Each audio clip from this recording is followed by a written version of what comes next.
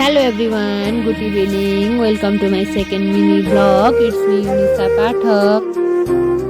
मलाई भ्लग बनाउन चाहिँ एकदमै धेरै मन पर्छ तर मसँग राम्रो क्वालिटीको मोबाइल फोन छैन। अब जे छ त्यसमै रमाउनु पर्छ भन्ने सिद्धान्तलाई फलो गर्दै मैले चाहिँ हिजोबाट भ्लग बनाउन स्टार्ट गरेको छु।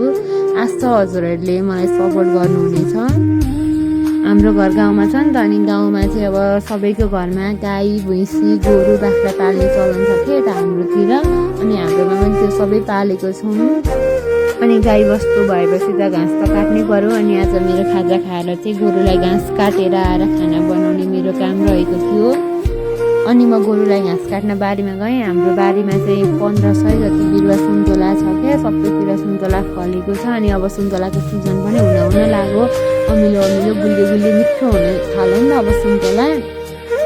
अनि मलाई चाहिँ 4-5वटा नखाइकन कहिले पनि घाँस काट्न मनै लाग्दैन क्या। अनि जहिले म चाहिँ यसरी नै खान्छु। अनि आज पनि मैले 4-5वटा सुन्तोला खाएँ फर्स्टमा, अनि मात्रै घाँस काटेँ। अनि एक भारी दह्रो घाँस काटेर मैले चाहिँ भिडियो यताउता दुःख सुख गरेर रुखमा राख्दै यताउता गरेर बनाउँदै थिएँ।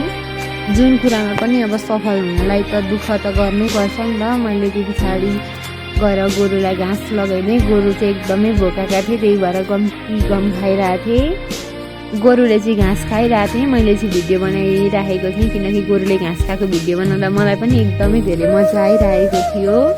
सबैजनाले लाइक कमेन्ट फलो गरिदिनु होला। आजलाई यति नै भन्दै bye bye. Thank you so much for watching this video guys.